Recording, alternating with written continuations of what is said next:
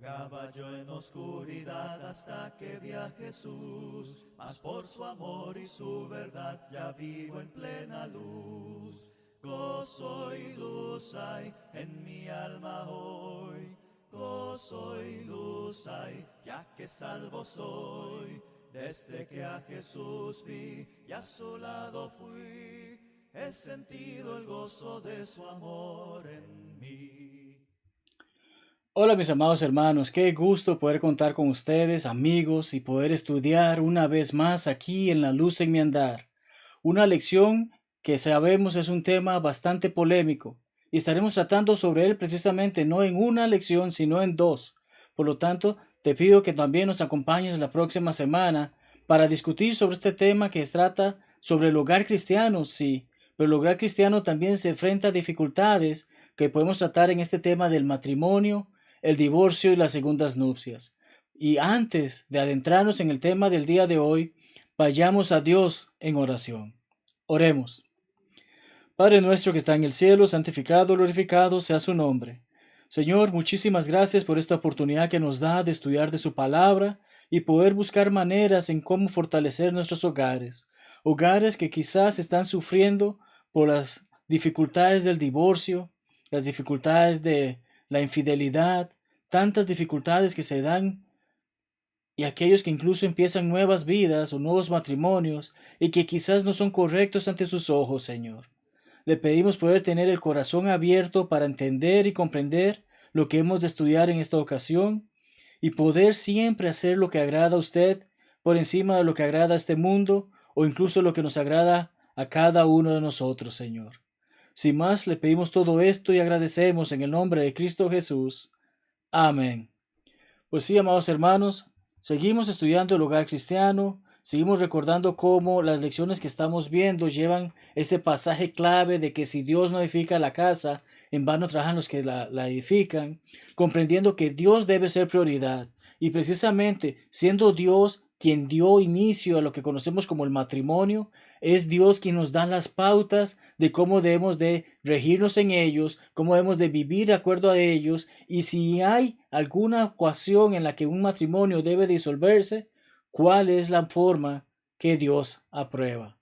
Entonces, como comentaba, tenemos dos clases sobre este tema del matrimonio, el divorcio y las segundas nupcias. Y en nuestra primera clase vamos a estar tratando algunos detalles sobre el texto que encontramos en Mateo capítulo 19.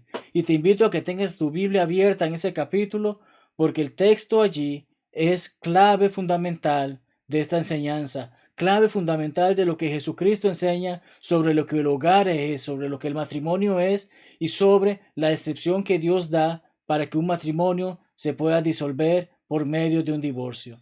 Y es que son tantas cosas que hablar sobre este tema que precisamente se vuelve bastante complicado. Es un tema del cual muchos no desean hablar. Es un tema sobre el cual muchos no se abren para hablar. Es un tema en el que incluso se dan ideologías o doctrinas erróneas, no de acuerdo a la voluntad de Dios, y sobre varias de esas ideologías hablaremos la próxima semana. Pero hoy hablaremos en sí del contexto general de lo que involucra el matrimonio, el divorcio y las segundas nupcias.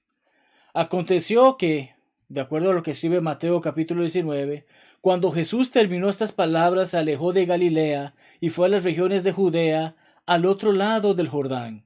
Y le siguieron grandes multitudes y los sanó allí. Entonces vinieron a él los fariseos, tentándole, poniéndole a prueba, pero de una mala manera, y diciéndole: ¿es lícito al hombre repudiar o poner carta de divorcio a su mujer por cualquier causa? Él responde y les dice: ¿no habéis leído que el que los hizo al principio, varón y hembra los hizo?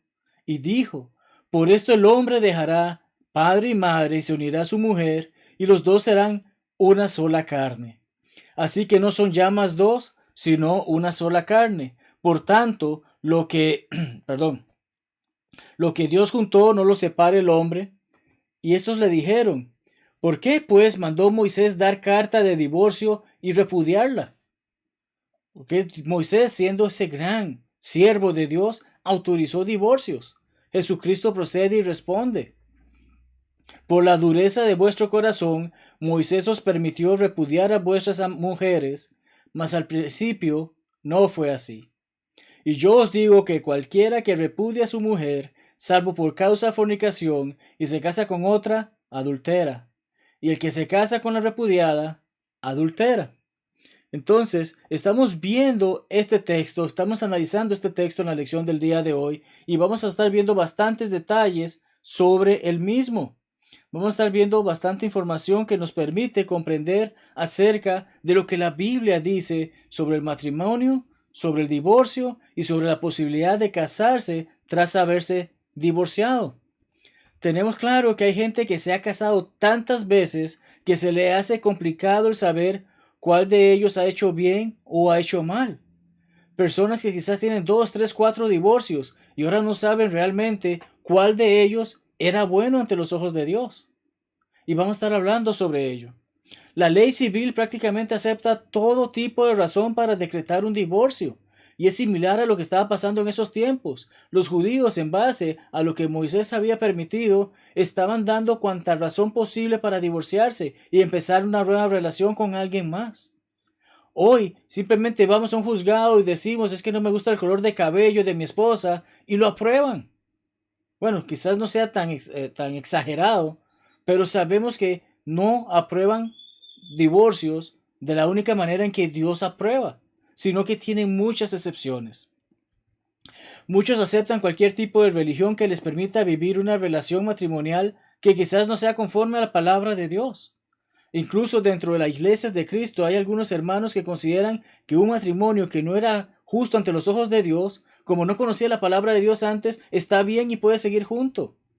Pero no habla así la palabra de Dios, y de ello hablaremos en nuestra próxima lección.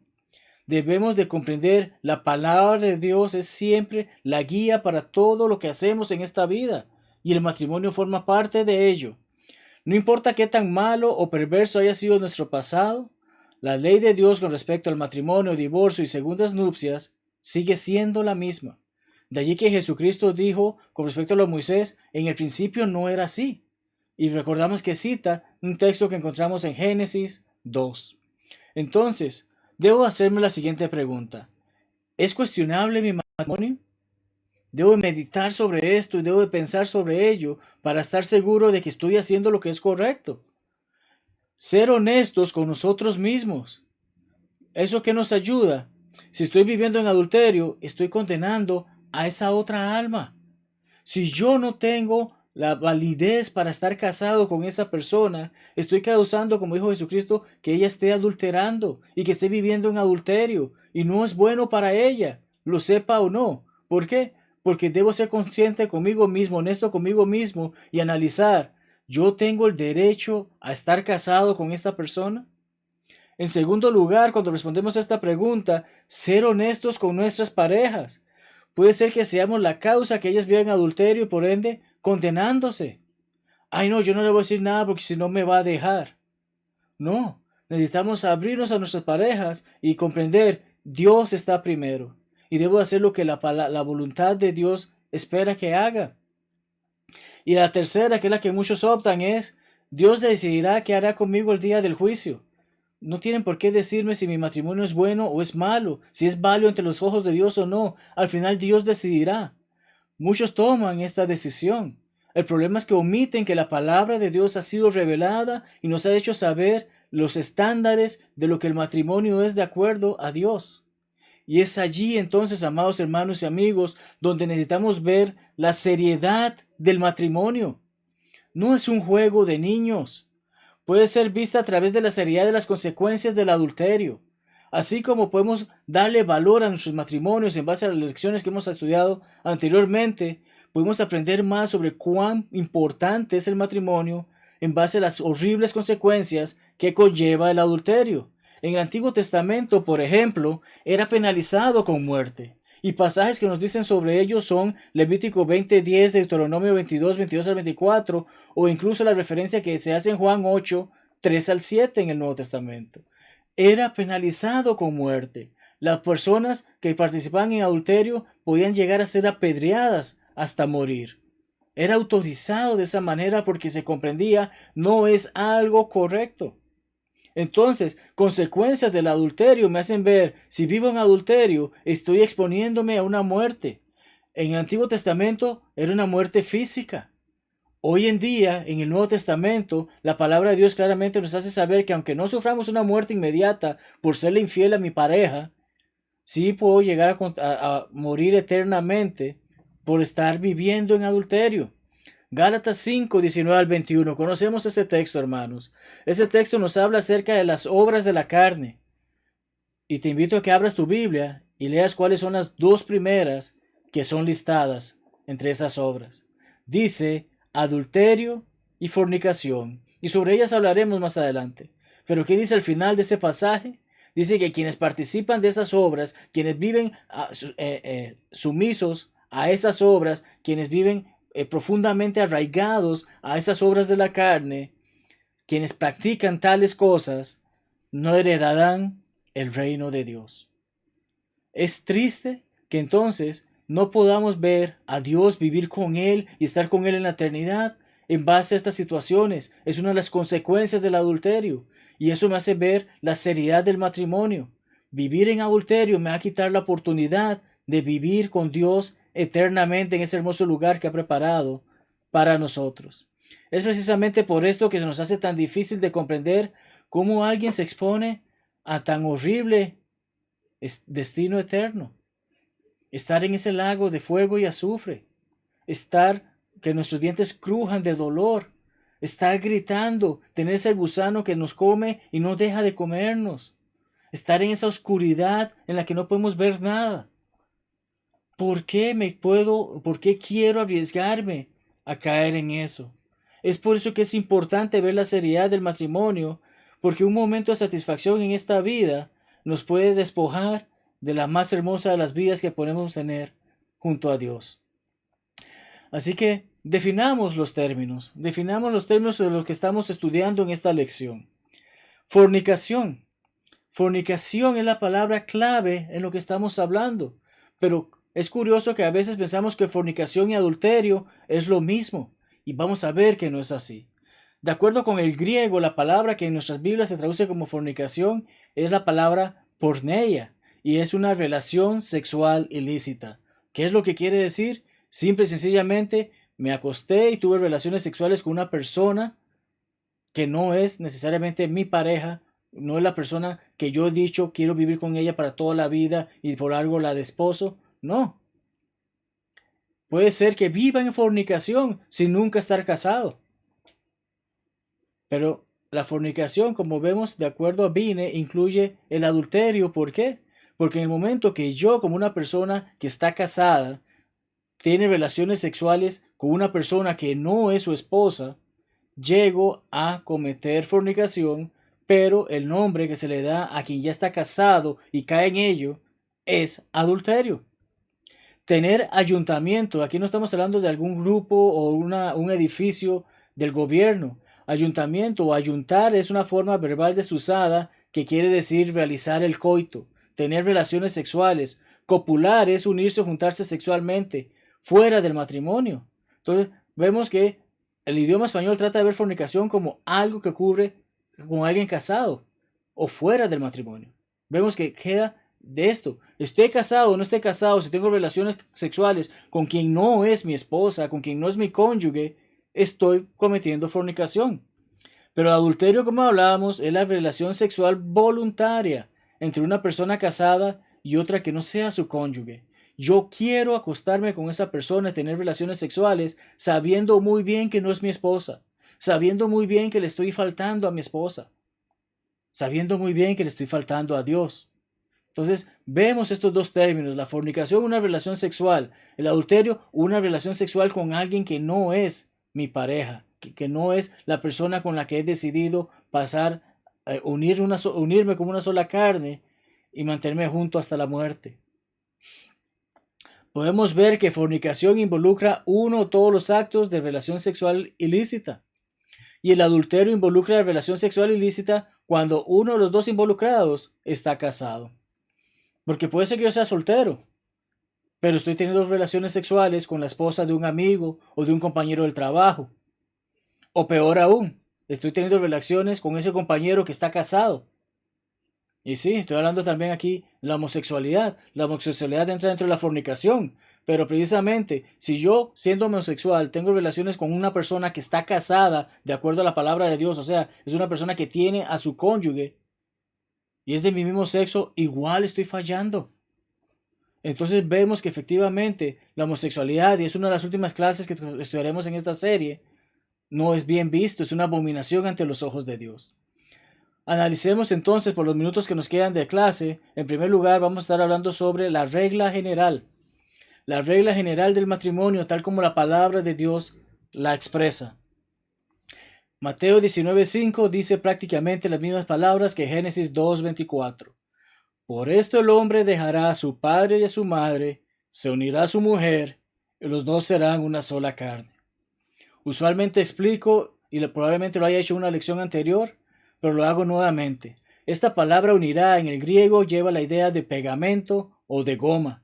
Cuando pegamos dos piezas de madera con ese tipo de goma, o pegamos cualquier cosa con goma, sabemos que una vez que esa goma se seque y se fortalezca, es muy difícil que esas dos piezas puedan separarse.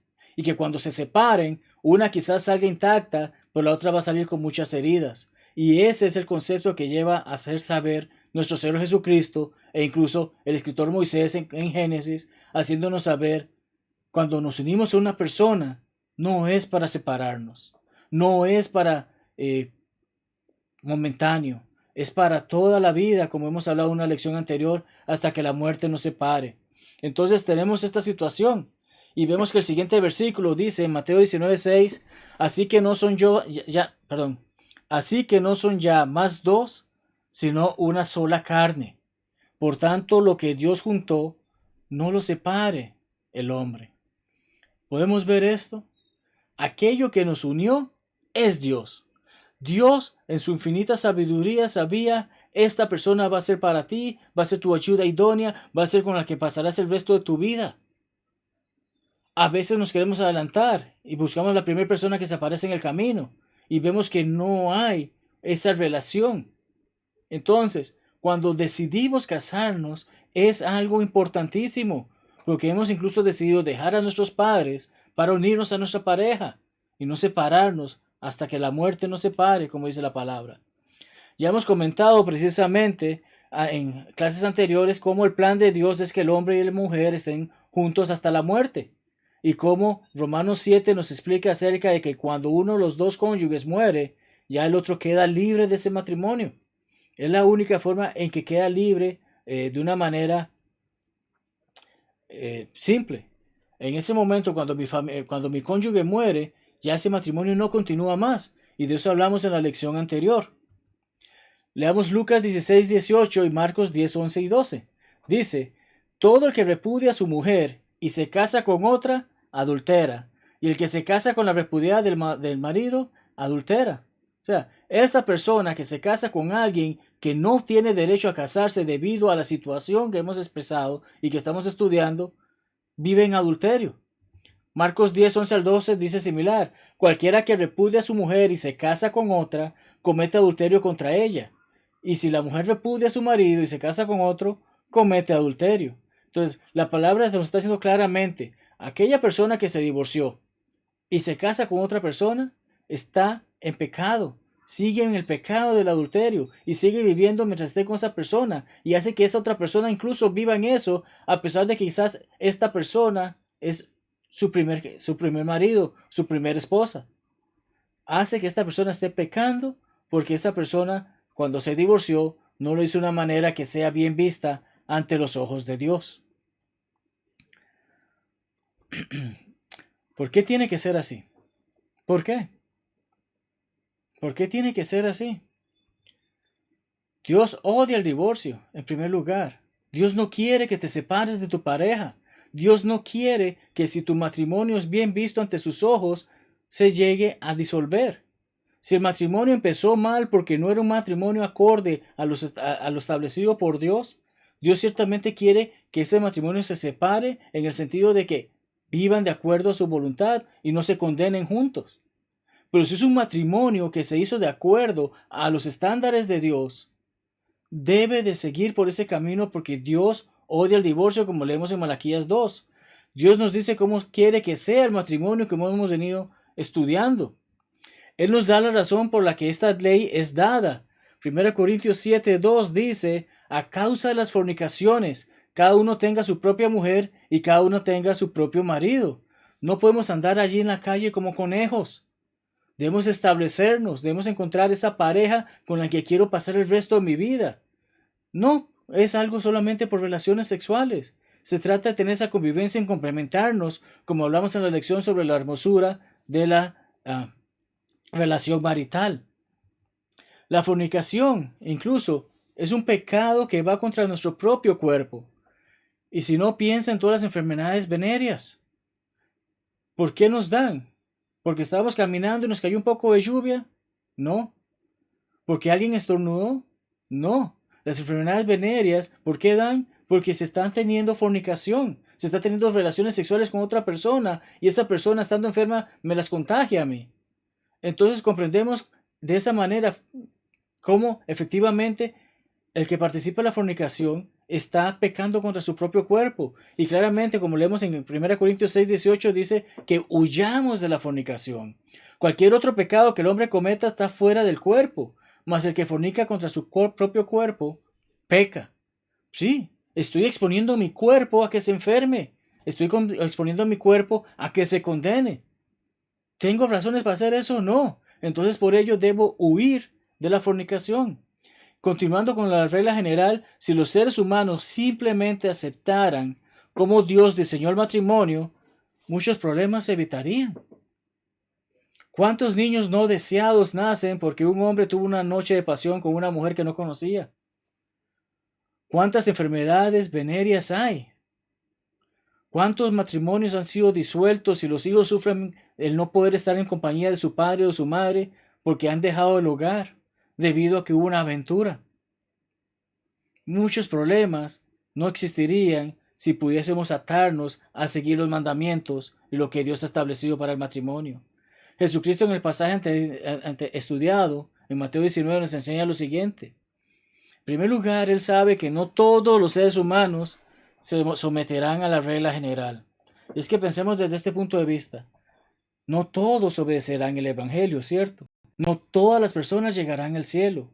Muchos decidirán condenarse en esta vida. Muchos decidirán entregarse a las pasiones de esta tierra, de este mundo. Muchos elegirán ser siervos de Satanás.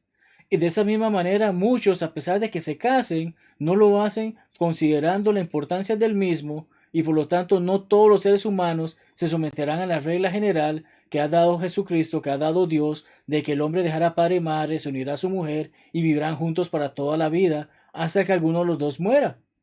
No lo van a hacer.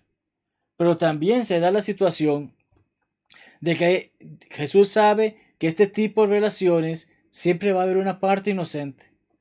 Ya, yo me caso con una persona que yo no sabía, tenía su mentalidad que le gusta estar con otras personas. Mi esposa se casó con alguien que no sabía ella que él tiene la afinidad de ir a prostíbulos. Pensando en este tipo de ejemplos, claro está, ¿verdad? Cuán difícil es para una parte inocente poder conllevar esa situación. Entonces, Jesucristo, siendo Dios, nos está revelando eso. Él sabe que no todos estarán comprometidos en el matrimonio. Él sabe que va a haber una parte que va a sufrir por el hecho de que el otro no decide someterse a esta regla general. Y por ello es que nos da una excepción para que la parte inocente pueda hacer su vida de nuevo. Para que la parte inocente en algún momento pueda encontrar una persona que sí la valore y sí desee vivir con ella por el resto de sus vidas. Unirse a ella por el resto de sus vidas. No como esa persona traicionera que la ha abandonado por buscar algo más fuera de su hogar. Vemos que nos hace saber sobre esto y entonces es donde entramos en detalle sobre la excepción. Esa excepción que leemos Mateo 5:32 y 19:9, especialmente el 19:9. En el 5:32 dice, cualquiera que repudia a su mujer, dele carta de divorcio. Pero yo os digo que el que repudia a su mujer, a no ser por causa de fornicación, mismas palabras que encontramos en Mateo 19:9. Aquel que desea divorciarse de su pareja, a no ser que sea por a no sea por razón de que hubo una fornicación, hubo adulterio, estará viviendo en adulterio, estará cometiendo adulterio. Es lo que dice el pasaje. Incluso cuando Dios da la oportunidad, esto es que es importante que lo meditemos al respecto. Dios está ofreciendo esa excepción para la parte inocente, pero incluso cuando Dios la ofrece, no es algo que necesariamente deba hacerse. Sí, me duele mucho que mi pareja me haya engañado. Me duele mucho que haya roto esa confianza que había. Me duele mucho el poder ver que esa persona decidió entregarse a alguien más, que decidió poner en riesgo nuestra relación, que decidió dar un mal ejemplo a mis hijos. Pero quiero darle una oportunidad. Quiero perdonarla. No quiero que mi matrimonio se destruya. Y por ello le voy a perdonar. En sí, Dios plantea que hagamos esto en primer lugar. Eso es lo que se está planteando. Como cristianos debemos de, en primer lugar, hacer lo que sea humanamente posible para resolver las cosas. ¿Qué he hecho para que mi pareja me haya engañado? ¿Y qué puedo ver que mi pareja quiere hacer para enmendar las cosas? Debemos de pensar en eso en primer lugar. Recordar la doctrina del perdón, como leemos en pasajes como Mateo 6, 14 al 15. El capítulo 18 que nos habla acerca de cómo debemos de perdonar y cómo debemos de aceptar la disculpa, esa solicitud de perdón por parte del que nos ha ofendido. Y los demás versículos en ese capítulo. Debemos tener el espíritu, la voluntad de dar lo mejor de nuestra parte. Gálatas 6, 9 al 10 nos dice que en todo momento debemos de buscar hacer siempre lo bueno. Bueno, mi pareja me ha fallado, pero ha venido, me lo ha hecho saber y me ha hecho saber que quiere estar conmigo de vuelta, que no quiere perderme, que comprende su error y que se disculpa. ¿Qué tengo que hacer? Perdonarle. Y también recordar los resultados de un divorcio. Soy producto de un matrimonio que se divorció cuando yo tenía 12 años. ¿Cuánto me afectó eso en mi adolescencia, en mis estudios? ¿Cuánto afectó a mis hermanas? ¿Cuánto afectó a terceras personas que llegaron a involucrarse con mis padres? ¿Cuánto afectó probablemente situaciones económicas, financieras o incluso de trabajo? Debemos de considerar todo eso antes de sencillamente ir al abogado y decirle, firmo aquí, no quiero saber más de esta persona. Es necesario que pensemos eso. Por todo esto, demos lo mejor de nosotros en busca de resolver el problema y arreglar las cosas. Por eso, amado amigo, amada amiga, hermano, hermana, si estás pasando por una situación de esta índole, considera esto antes de dar ese siguiente paso. Ese paso que sabes va a traer muchas dificultades en tu hogar. Considera todo esto antes de tomar una decisión, porque si aún así no se puede resolver, entonces es cuando debemos de seguir esa excepción que fue dada por nuestro Señor. A causa de fornicación, una persona puede divorciarse de su cónyuge, siendo esa persona inocente y pudiendo rehacer su vida más adelante. Salvo por causa de fornicación. Esta es la única excepción dada por el Señor. La humanidad quiere seguir buscando excepciones, o mejor dicho, excusas, para los divorcios. Ay, que no me gusta cómo cocina el arroz. Ay, que no me gusta cómo hace esto. Ay, es que ayer llegó tarde. Ay, que pasó esto. Buscamos excusas porque no queremos seguir el compromiso que adquirimos con esa persona. Pero Dios nos dice, no es una excusa. La única excepción, lo único autorizado por parte de Dios es que esa persona haya tenido una relación sexual con alguien que no era yo. Y en ese caso, yo tengo el derecho que Dios me da de rehacer mi vida, de pedirle el divorcio y que cuando se complemente el divorcio yo pueda encontrar una persona que realmente valore lo que yo soy. Es lo que nos está dando a saber nuestro Señor. La palabra salvo, en este caso no es la de salvar, sino es una excepción, es la que nos afirma que es una excepción. El término griego también es traducido como a no ser que. Entonces, aquel que pide una carta de divorcio, a no ser que sea por por causa de fornicación, estará cometiendo adulterio. como leemos en Lucas 9:13, que se utiliza esa palabra. En 1 Corintios 7:5 dice, a no ser por. Entonces, aquel que pide carta de divorcio, a no ser por causa de fornicación, comete adulterio, porque está yendo por fuera de la excepción, está tomando cualquier razón posible o excusa posible para separarse de esa persona en lugar de hacer la voluntad de Dios. Ciertamente, solo hay una excepción, en referencia a matrimonio, divorcio y segundas nupcias. Y esa, como hemos dicho, es precisamente la fornicación. ¿Quién es realmente la parte inocente? Es una pregunta que nos hacemos muchos, ¿verdad? Y sabemos que hay muchos hermanos que quizás enseñan no existe parte inocente. Los dos son culpables y por lo tanto ninguno de los dos puede rehacer su vida. Hemos escuchado eso, pero ¿cuál es la parte inocente?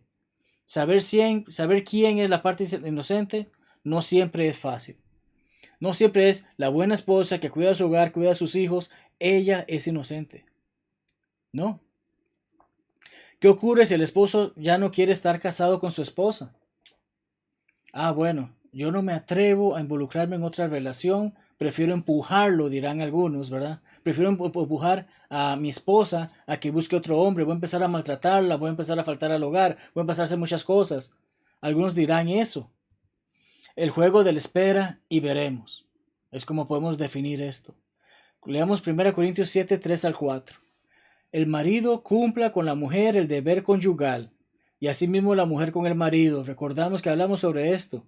Ya yo no me pertenezco a mí, le pertenezco a mi mujer me pertenece a mí. Tenemos ese deber conyugal, debemos de tener esa relación de pareja, y incluso eso involucra las relaciones sexuales. La mujer no tiene potestad sobre su propio cuerpo, sino el marido, ni tampoco tiene el marido potestad sobre su propio cuerpo, sino la mujer. Entonces, ¿qué pasa? Yo me voy a negar a mi mujer, para que mi mujer desarrolle ese deseo, y mientras yo más me niegue, alguien llegue y le caliente la oreja, como decimos popularmente. Y entonces esa persona venga y haga que mi esposa tenga relaciones con él. Y entonces, como yo me estuve negando todo ese tiempo, logré que ella lograra hacer eso. Y ahora yo soy libre para buscarme otra pareja porque ya no quería estar con ella. Vemos ese juego del espera y veremos. ¿Quién es el culpable ahora? Ciertamente van a haber situaciones en las que ese que es inocente no es tan inocente. Cierto es que no llegó a tener relaciones sexuales, o a fornicar, o cometer adulterio, pero el detalle está que estuvo manipulando una situación, y es otro tipo de pecado, y tendrá que darle respuesta a Dios sobre ese tipo de pecado. En este caso, como dicen algunos términos, la mujer sería quien pasaría a ser la autora material porque fue la que llevó a cabo el hecho, pero su marido llegaría a ser el autor intelectual. ¿Por qué? Porque fue el que buscó la manera posible para que su esposa cometiera ese acto. Ahora bien, la mujer podía tener la potestad de decir no. La mujer podía tener la potestad de no dejar que otra persona la cortejara y caer en sus redes o en sus garras, como quieran decirlo. Ciertamente cometió ese hecho, y desde el punto de vista de la excepción, el hombre no lo hizo, tiene la oportunidad de rehacer su vida. Pues esa misma persona va a tener que darle cuentas a Dios sobre lo que provocó para con su mujer. Así que aunque sea la parte inocente y va a tener esos cargos, pero si es totalmente inocente, no tiene por qué preocuparse de que efectivamente pueda rehacer su vida porque respetó su matrimonio y nunca buscó maneras de provocar que ella fuese la persona que le fallara. El autor intelectual es la persona que idea un plan, mas no es el que lo lleva a cabo. El autor intelectual es el que de una manera directa adiestra o prepara a otro individuo para que lleve a cabo una acción típica y antijurídica. Y aquí estamos hablando de la más grande de las leyes, la ley de Dios. No participemos, hermanos, no participemos de ese juego del espera y veremos. No nos dejemos llevar por eso. Cuidemos de nuestros matrimonios, cuidemos de nuestras parejas, de nuestros cónyuges, démosle la atención debida. No hagamos ni busquemos maneras de que se abran oportunidades, se abran puertas que van a destruir nuestros matrimonios y nuestras familias. Ese juego es muy peligroso. No caigamos en él. Concluimos con la lección de hoy. ¿Y cómo lo hacemos? Recordando que hemos visto que todo adulterio es fornicación, porque todo adulterio involucra que un hombre se acueste con una mujer que no es su esposa, o una mujer se acueste con un hombre el cual no es su esposo. Mas no toda fornicación es adulterio. Muchos viven en fornicación sin haberse casado, y sigue siendo pecado, y tendrán que dar razones a Dios por ello. La regla general establecida por Dios y no el hombre es estar juntos hasta que la muerte nos separe. Esa es la regla general para nuestros matrimonios. Debo de esforzarme para vivir toda mi vida con mi esposa hasta que la muerte nos separe. No debo de andar buscando excusas para buscar afuera lo que debo tener en mi casa. Y así tampoco debo de dar excusas para que mi esposa encuentre afuera lo que yo debo de darle en casa. Solo hay una excepción para no estar juntos hasta que la muerte nos separe, y esa es la fornicación como hemos estudiado, y este juego de espera y veremos trae muchas repercusiones dañinas. No es un juego de niños, mucho menos un juego de adultos, y exactamente no es un juego de quienes profesan la palabra o ser hijos de Dios, ser cristianos, ser fieles a Cristo. El hogar es importante en este mundo. Esa es la esencia de estas lecciones que hemos estado compartiendo. Y está en nosotros el hacer que nuestros hogares sean del tipo que complacen a Dios. Hermanos, meditemos en esto. Y la otra semana estaremos hablando acerca de algunos errores doctrinales sobre lo que involucra el divorcio y las segundas nupcias, sobre cosas que se enseñan del matrimonio que no son correctas. De eso estaremos hablando la próxima semana. Pero por el día de hoy esto sería todo lo que vamos a estudiar. Gracias por acompañarme, gracias por estudiar conmigo, esperando que podamos aclarar dudas. Saben que existe el video en Buscando la Verdad acerca del matrimonio, divorcio y segundas nupcias, que les compartiré el enlace en los comentarios de este video, que aclara mucho de estos detalles y es más corto e incluso más profundo de lo que hemos hablado en esta ocasión. Les invito a ver ese video en el que podemos aclarar muchas más dudas acerca de lo que la Biblia enseña sobre el matrimonio, el divorcio y las segundas nupcias. Que la paz de Dios sea con todos y tengan una hermosa noche, mañana o tarde, como siempre, depende de la hora que veas esta lección, pero gracias por estudiar con nosotros y que la paz de Dios sea contigo. Vagaba yo en oscuridad hasta que vi a Jesús, mas por su amor y su verdad ya vivo en plena luz. Gozo y luz hay en mi alma hoy, gozo y luz hay, ya que salvo soy.